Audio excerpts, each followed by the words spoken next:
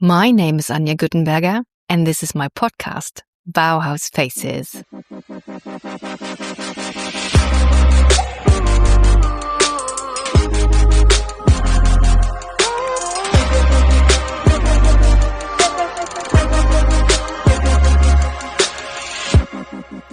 Welcome back to the Bauhaus Faces podcast, today with a bonus episode.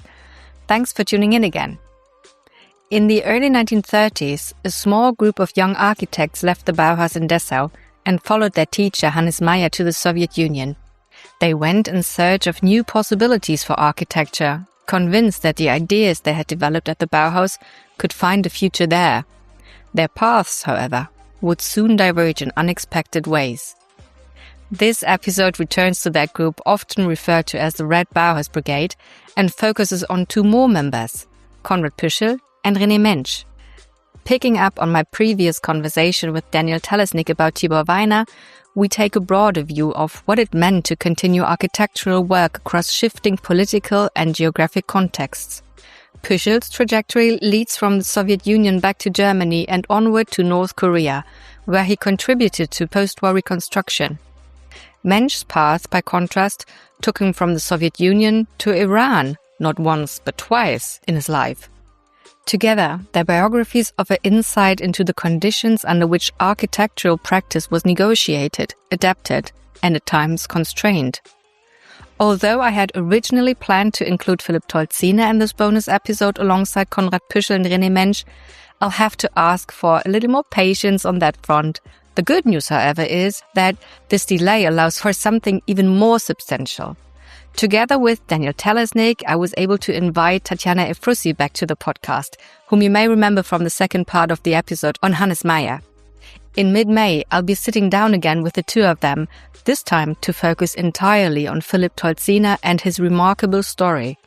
So, while there's a small delay, it comes with the promise of a richer and more in-depth discussion, one that I believe will be well worth the wait. For an introduction to the Red Bauhaus Brigade, its origins and key figures, I recommend starting with the episode on Tibor Weiner featuring Daniel Telesnik. You will find additional context in part 2 of the Hannes Meyer episode with Tatjana Efrussi.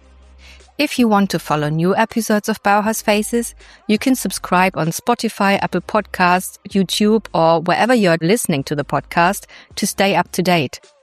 This also really helps the podcast grow, as the platforms are more likely to recommend it to others who haven't come across it yet. You can also sign up for the newsletter on bauhausfaces.com and follow along on Instagram for updates and a bit of behind-the-scenes content. And if you enjoy the podcast, I would be very grateful if you passed it on, whether to friends, family, colleagues, or anyone else who might be interested in the Bauhaus and its stories. Let's now dive into a new episode of Bauhaus Faces and shine a light on not one, but two architects of the Bauhaus, Konrad Püschel and René Mensch. So today we're going to talk about two of the members of the so-called Red Bauhaus Brigade, Konrad Püschel, a German architect, and René Mensch, a Swiss architect. They are two out of a group of 7 that we've introduced already in the previous episode. We've already talked in depth about Tibor Weiner, the Hungarian architect, and we will have a forthcoming episode where, along with Tatjana Efrussi, we will talk in depth about Philipp Tolziner, a German architect. Interesting that these are the 4 architects that I focus on the most in my dissertation, mainly Weiner, but in some detail also Püschel, Tolziner, and Mensch. There's a full chapter in my dissertation, and they will continue to be present in my forthcoming book. And these 4 architects are my focus because they have careers after the period that they're together as members of the Red Bauhaus Brigade. Mainly they survive that period because Scheffler, Neumann, and Urban do not survive the Soviet stage of their careers. But these 4 architects do have careers afterwards. Not all of them outside of the Soviet Union, because Tolziner, as we know, survives the Gulag, and we will talk in detail about that, but never leaves. He continues to work after he is liberated and rehabilitated in the Soviet Union, first in Perm, where he had been imprisoned, and eventually he goes back to Moscow and continues working there.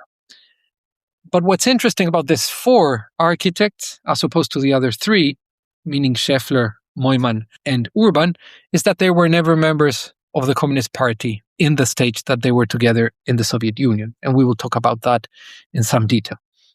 So Konrad Püschel, German architect, he was born in Wernsdorf. That's a village in Glauchau in Germany. He was born in 1907, and he was the son of a clergyman. Interesting to his career is that before enrolling in the Bauhaus, he was an apprentice of a carpenter.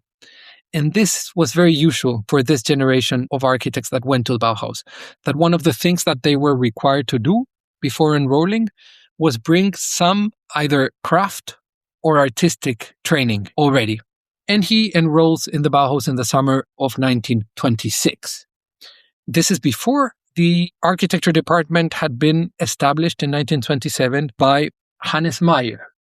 And he has, quote unquote, a usual path in the Bauhaus. As all students, he did the 4 course with Josef Albers, and he took classes with Kandinsky, he took classes with Paul Klee, with Jost Schmidt, and so on. Eventually, in 1927, he will enroll in the newly inaugurated architecture department, where he will be a student of Hannes Meyer, of Hans Wipper, and other architects that were teaching there at the time. He will work eventually after the Bauhaus, and after he fights the war for Germany. We will talk about that in some detail in a minute. He will work in Weimar as a teacher, and he will specialize in Dorfplanung, village planning, which is, let's say, some sort of subset or specialization within town planning at large. And it makes sense when we see some of the classes that he took in the Bauhaus, because he was a student of a course that was called Zoning and Planning, that was instructed by Hannes Meyer. He also took a class with Mart Stamm on urban development. And we can see also that some of his student projects will relate to the planning of small urban units, if you will. There is a planning when he's a student for a cooperative called Vogelgesang Elbe. Before we move on, it's worth pausing for a moment to look at this project that Daniel just mentioned called Collective Farm Vogelgesang Elbe. In many ways, it sets the tone for Konrad Püschel's later work. In 1930, still at the Bauhaus and together with his fellow student Leo Wassermann, Püschel developed this project. At first glance, it might seem like a fairly local, even technical exercise, the transformation of an existing estate into a cooperative farm. But in fact, it reveals something much more fundamental about his thinking. What Konrad Püschel and Leo Wassermann had in mind went beyond simply rearranging the buildings of an existing estate. They were proposing a fundamentally different social and economic structure. Farmers, in their view, would no longer work individually, but collectively, sharing livestock, machinery, and infrastructure. Their thinking extended beyond agriculture itself. They included administration, workshops, and public facilities, imagining all of these as part of one interconnected system. And they made these relationships visible in a kind of clustered diagram, showing how each part relates to the others. A method they had learned from the Bauhaus teachers in the building department, Hans Witwer and Ludwig Hilbersheimer. Looking back, this early project almost seems like a model project. The ideas Konrad Püschel explored here, collectivization, planning, and the integration of architecture into overarching economic systems, remained central to his work for decades, from the GDR right through to projects in North Korea. He's not a member of the Communist Party. We've mentioned that already, not at this stage at least. And he leaves the Bauhaus in 1930 and will go in 1931 to the Soviet Union, hired along with the other Bauhaus Brigade members by the trust that's called Giproftus, which is the Construction of Higher and Technical Education Colleges Trust. He has a lot of technical knowledge of materials and construction from the courses that he took in the Bauhaus. And this is something that will help him and his fellow brigade members in their inception in the professional world in Moscow. Because unlike their colleagues, they didn't have professional experience, but they did have more experience on materials and construction techniques. So they could provide that as an expertise to share with their new colleagues. Interestingly, Püschel also participated in one of the entries to the competition to the Palace of the Soviets, not the one where Weiner, Tolziner, and Urban collaborated with Hannes Meyer, but he participated with another architect called Fyodor Ivanovich Zernovsky, and in his memoir, he considers that this entry was positively evaluated once it was handed in. He's in Greek Proftus until 1933, and he will move along with Tibor Weiner and Philipp Tolziner to another trust called Gorstoi Projekt. It's the City Building Projects Trust, and while working there, this group is contacted by Hans Schmidt. Hans Schmidt, along with Marc Stamm, had been working on the design of the city of Orsk from this trust. Let's remember that Hans Schmidt and Marc Stamm had arrived to the Soviet Union as part of the Ernst May Brigade. And eventually, when the Ernst May Brigade is dissolved, they find themselves working in this other trust called the Gorstoi Projekt. So, Püschel, Weiner, and Tolziner are recruited by Hans Schmidt to work with him in the design of the city of Orsk. And this task will involve eventually moving to Orsk and working on site. And the work on site, as described by Püschel in his memoirs, involved training local workers in construction. Most of the workers that were building in Orsk had no training in construction work. Not only that, most of them had no construction tools. So when they came to work, if they didn't bring their own tools, a lot of what they were using had to be built on site by them, like right angles, for instance. So all of this was training people from scratch to build, and they had something to do with that as well. They are there between 1933 and 1936, working in the design and eventually in the design and construction of the city of Orsk. In 1936, they are fired from Gorstoi Projekt, and Püschel in particular moves to another trust. And he will remain in the Soviet Union until the summer of 1937, when he will return to Germany. When he goes back to Germany, he goes back to his hometown, and, not unsurprisingly, the Gestapo is waiting for him. So he is interrogated for 2 days, and luckily, since he had never joined the Communist Party, they left him go only with a warrant. Due to this, to the fact that he had been interrogated as soon as he came back to Germany, he decides to leave the area. And he will eventually work in Thuringia for a former Bauhaus junior master called Alfred Arndt. So you can see that the Bauhaus networks are always being activated. Later in life, after the Second World War, when he goes and teaches in Weimar, that is also possible because of a recommendation letter of a former Bauhaus classmate. So there's a support network. And that's a big part of what I'm interested in. How not only Bauhauslers, but people that had formerly worked together in the Soviet Union do become some sort of support network that allow each other to find jobs or to activate contacts. We saw that clearly in Weiner and how he got to different jobs. He is drafted into the German army in 1940. He goes into the infantry and mainly fights in Italy. But eventually he will find himself as far afield as Tunisia. Another interesting thing happens when he's imprisoned.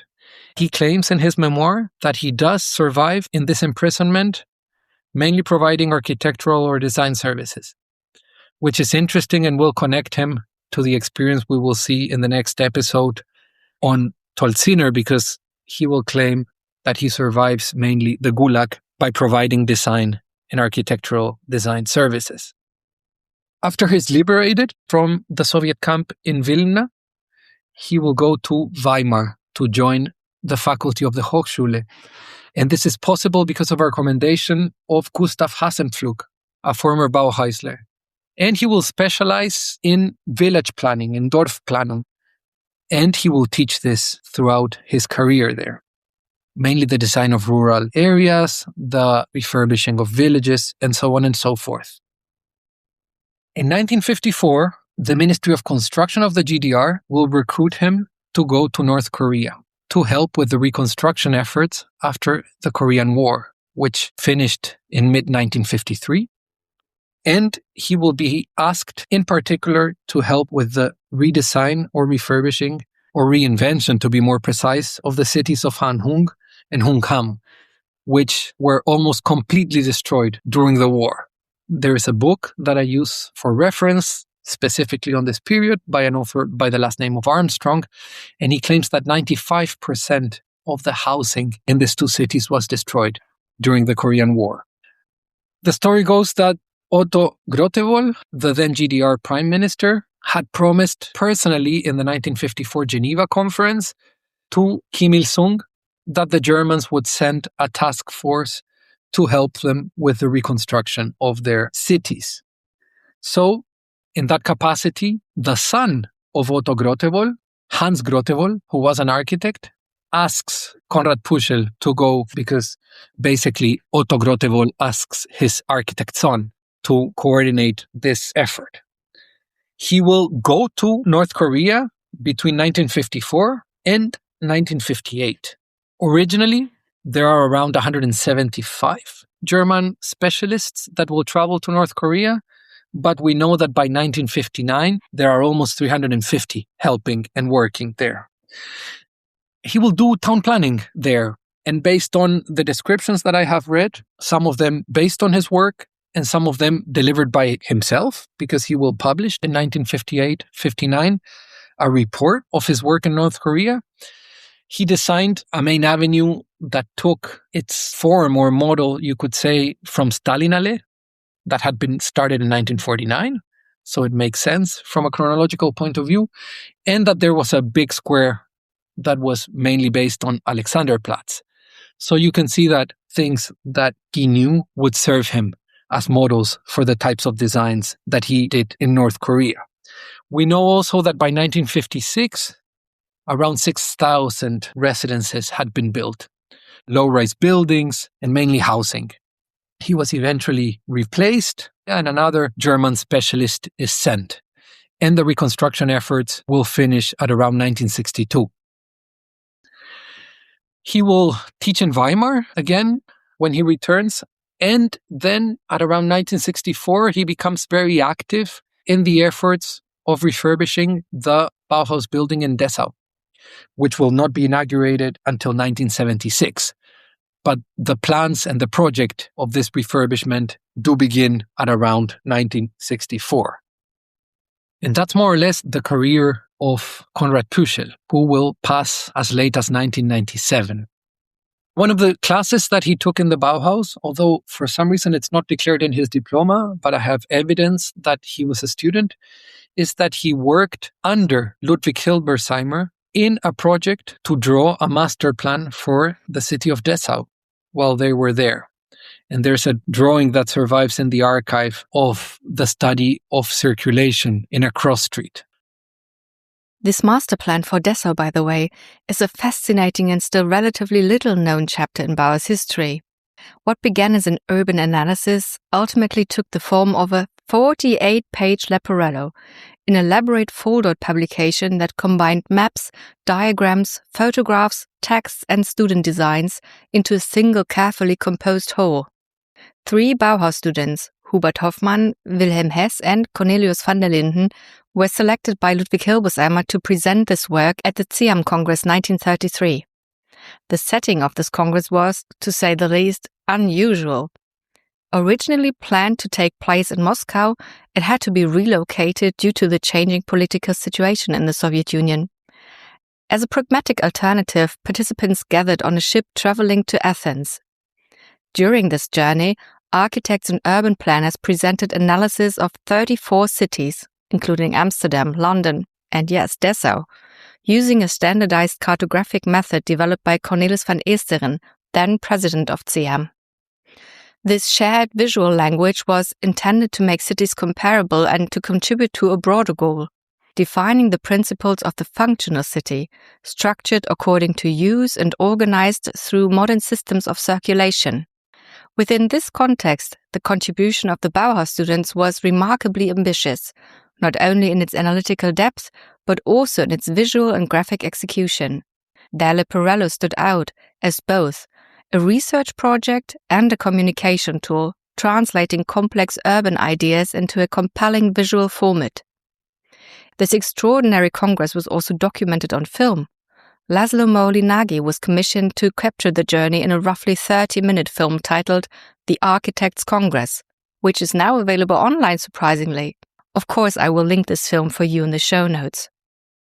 By the way, if you are interested in learning more about Ludwig Hilbersheimer's approach to urban planning, I recommend the Bauhaus Faces episode featuring Ute Pörschke and Kevin Harrington. But let's return now to Konrad Püschel.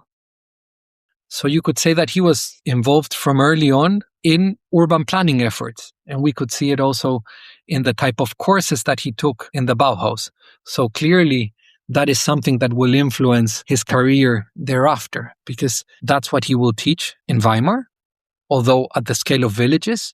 And what he was called to do in North Korea was city planning, even though he was in charge more of housing. But he had to lead the efforts of redesigning two full cities, a city and a port, the second and the third largest cities in North Korea. So there is a continuity, and the training that he received at the Bauhaus will determine the type of work that he does thereafter. Specifically in the work that they do in Orsk under Hans Schmidt, that is also city planning. And although they were in charge of quartals or portions of the city and their infrastructural equipment, meaning schools and so on, it is city planning that involves the definition of streets, what defines or characterizes a street, how do you build a street profile, and so on. Where do you put a square? What type of programs do you put in the square? There is an apocryphal story, apocryphal in the sense that I haven't been able to fully confirm it, but the person that replaced him in North Korea will criticize him for doing a square, the one that I'm mentioning that took its model after Alexanderplatz, that had commercial programs. And there was a discussion of why commercial programs and not civic and institutional ones, and what constitutes a communist city, and ideological discussions of that sort. So there is a connection. He published a memoir. So in this case, like in the case of Tolziner, we can follow his work also based on what he himself describes that he did, which is not the case, at least not as an organized memoir. There's bits and pieces. Not the case with Tibor Weiner or with René Mensch, although there are small biographical texts in both cases. We will see later that Mensch writes in the early 30s a text about his experience in the Soviet Union, which is filtered by the fact that he was a Swiss Catholic. So it's a text that's called A Swiss Catholic in the Soviet Brigades in the Soviet Union, which is published in a book that's called Swiss Urban Planners with the Soviets, that came out, I think, in 1935. Mensch, born at around the same time as all of these students that I work on, because he was born in 1908, and he's Swiss, he's from Basel, and born into a Catholic household. His father owned a painting and plastering business, and eventually, before studying architecture, he does train as a draftsman. So he's connected in some way or another to the industry that his father worked on, which is the construction industry, right? And he will enroll in the Bauhaus in 1927-28. This is the year where the architecture program has been started already, but as any new student in the Bauhaus, he has to go through the 4 course with Albers, and we can see in his diploma that he takes classes with some of the usual suspects. He will be a student of Paul Klee, he will be a student of Oskar Schlemmer, he will be a student of Hannes Meyer, he will take classes with Ludwig Hilbersheimer, and also with Mart Stamm. That was in the capacity of a guest lecturer in the Bauhaus in the winter semester of 1928-29. Again, he will be very proficient in technical subjects. This comes from the construction classes that Alkard Rudelt would teach, and also by the classes that Hans Riedel taught. And as I mentioned, in the case of Püschel, the fact that they were very well prepared in the areas of construction and construction management, not only theoretical, because they both worked in the ADGB project in Bernau. So they also saw some of these things being implemented. But they had a good knowledge of that. I mean, having had a class on reinforced concrete with Rudel and Aero construction did give them some sort of edge when they arrived in the Soviet Union, and that was some knowledge that they could share with their colleagues.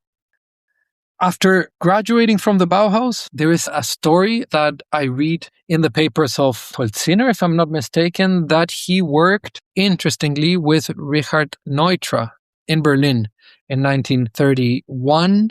We know for a fact that Neutra is in Germany because he's invited by Mies van der Rohe to teach as a guest lecturer in the Bauhaus. So from that point of view, it will make sense. And an example of what we were talking before, Neutra was working in a competition for the Ukrainian State Theatre in Kharkov, and apparently Mensch helped him on that. But in 1931, we know that he goes to the Soviet Union to join Griproftus, along with the other 6 members of the so-called Bauhaus Brigade, or the Red Bauhaus Brigade, and that he will be there for 2 years, working along his former classmates. And eventually, he will move to another trust, to the Centro Soyuz Trust, which is the Central Union of Consumers Cooperatives. He's the first of the Red Bauhaus Brigade members to quit the Soviet Union, but he will return to Basel in 1934 with a Russian wife, which allows us to speculate that when he writes some letters in 1935, asking if he can return to work in Moscow, it had to do with the fact that he had married a Russian and maybe she wanted to go back to see her family, or who knows what. That never happened. He comes back to Basel in 1934. He works for a brief period there in his own private practice. And in 1935, Mensch will accept a job in Tehran, in Iran. He's hired by a German construction company, Hochtief, which is a huge construction company that exists until today. And he will work with them until 1937 in Tehran. And that year, he will move on to work for the Iranian National Bank. And he will be working for them between 37 and 41. So, for instance, the Bank Meli in Shiraz, the main architect is Mohsen Foroughi, this Iranian Beaux-Arts trained architect. Presumably, Mensch worked on the building side of the operation. Who knows if he was involved directly in the design? That has not been possible to confirm. But we can see that there is some sort of hybrid between what you could say was contemporary architecture by that point in time and some Persian elements in the treatment of the facade, certain screens, and so on. In 41, he will return to Switzerland. And from 42 to 45, he has to comply with his military service in the Swiss army. Afterwards, from 45 until more or less 53, and I'll tell you in a minute why I signal 1953 as a key year, he will again have a practice of his own and work on his own designs in Basel. But in 1953, he's hired by 2 Swiss to go to Santiago de Chile, and he will design 2 factories that I haven't been able to locate yet. But I know through the Swiss embassy in Chile that his clients and Mensch himself did live in Chile. So it's a fact that he was there. He goes back to Switzerland after what I think was a year in Chile. And eventually in 1957, he returns to Tehran. And he will be there until 1975. And in the second period in Iran, he will mainly design factories and work on private residences. And there are images of this work that can be found in the Tolziner archive.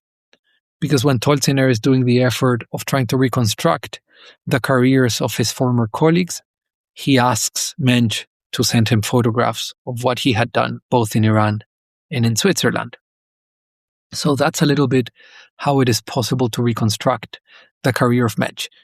He dies in 1980 in Locarno, so way before Pruschel and way before Tolziner. There are, in the second period that he lives in Iran, some modern buildings. Modern in the sense that you could say they're run-of-the-mill. One of them you could even describe as neo-brutalist. And the houses, they are in a category of their own. Clearly, they're for very wealthy clients. There's a house for a minister called Mir Jalali.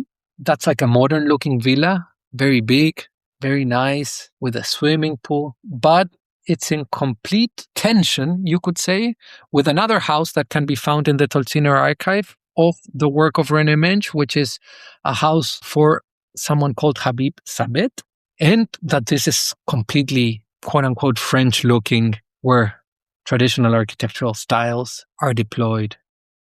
This gentleman, for example, called Habib Sabet, I could detect exactly who he was. I know who the minister was and why he was important. They are literally very well-off people.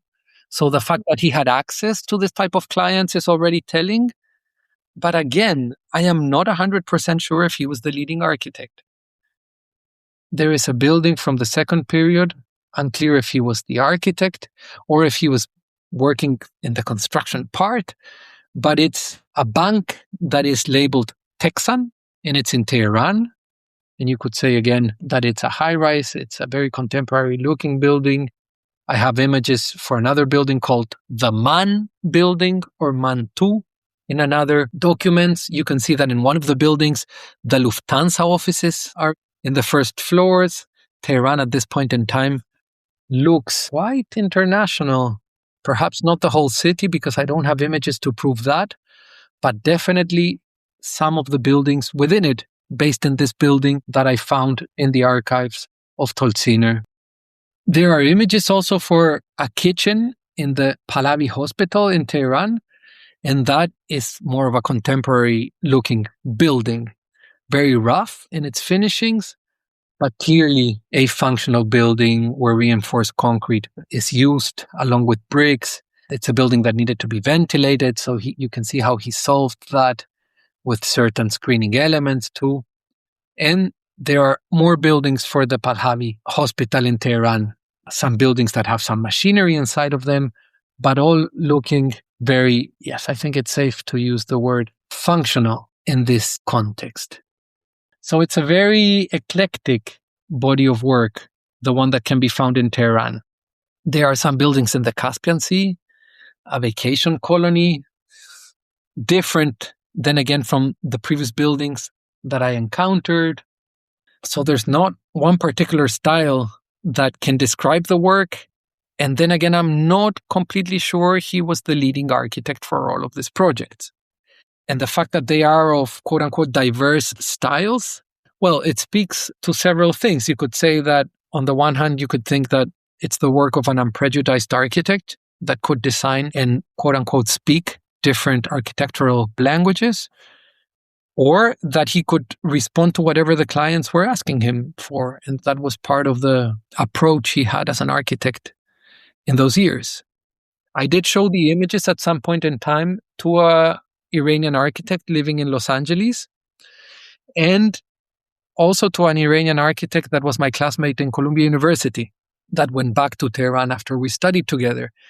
And they both described the work as very usual for the period in Tehran. Not exceptional. But the fact that he could do it and do it well is telling of a good architectural training. And with that, we have come to the end of this bonus episode on Konrad Püschel and René Mensch, two architects whose careers, in very different ways, reflect how their common ground at the Bauhaus shifted to collective work in the Soviet Union and then culminated in their own individual careers far away from Europe. Thank you, Daniel, for generously sharing your time and insights once again, helping to deepen our understanding of the architects of the Red Bauhaus Brigade. And don't forget about the other upcoming bonus episode with Daniel and Tatiana Efrussi, which will air at the end of May or beginning of June. If you liked this episode or any other episode of Bauhaus Faces, I'd really appreciate it if you took a moment to rate Bauhaus Faces, whether with 5 stars on Spotify and Apple Podcasts or a thumbs up on YouTube. And now there's nothing left to say but tune in next time to a new episode of Bauhaus Faces.